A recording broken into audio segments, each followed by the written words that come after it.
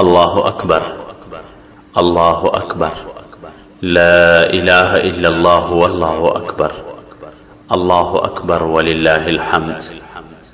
ای زموږ د شهیدانو خدایه، دا د ستا د نازولي محبوب د سنتو په تعقیب مو د خیبر په نوم نوي عملیات پیل کړل.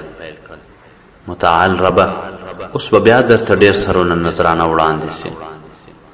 ذوالجلاله، خاص تا لپاره ډېرو ځوانانو د خپلو غوښو او هډونو د بادولو عهد بیا تازه کړ. مالک الملک ربه، له تا پرته له نورو خدایانو په کلکه منکر یو. ای الله، ای الله، خلک د فریاد په دود اوښکې درته تویوي، خو رب الاربابه موږ درته وینې تویوو. ای د بدرینو ربه، زموږ خو بله هیڅ اسره نسته.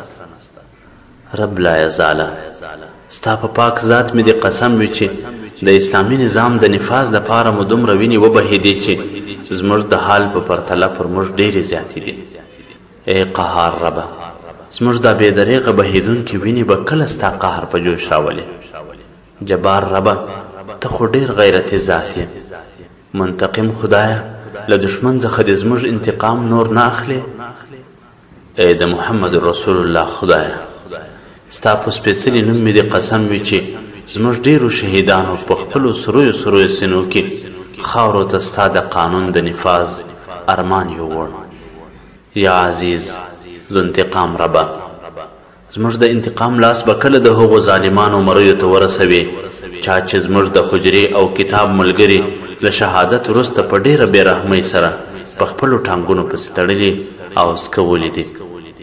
خدایه، زړه مې له فریاده ډک دی، له ژړا ډک دی، له آهونو ډک دی. ربه، یتیمان راته پنډ دي، خپل پلار رانه غواړي. پلار خو یې نسته، هغه خو ستا په لاره کې د 20 ټنه باروتو په زور په خپلو غوښو او هډوکو تا ته ثابته کړه چې ستا نظام مې یوازنی ارمان و چې درته رامې وړ. ربه، دا زموږ وینې پاکې نه دي؟ ای د مظلومانو اورېدونکې ربه، د هغو اسیرانو آهونه واوره چا چې ستا د رضا په خاطر زندان ته لبیک ووایه. خدای، یوازې ستا دربار ته لاسونه لپه کوو. خیبر مو په هغه خیبر بدل کړه چېرته چې عامر بن اکوع خپله پاکه وینه توی کړه. خالقه، تا په خپل قرآن کې ویلي چې پر تا د مؤمنانو نصرت حق دی. ای د سید الشهدا ربه، په دې خیبر کې به هم ډېرې وینې درته توی کړو، خو فتح غواړو، فتح غواړو، فتح غواړو.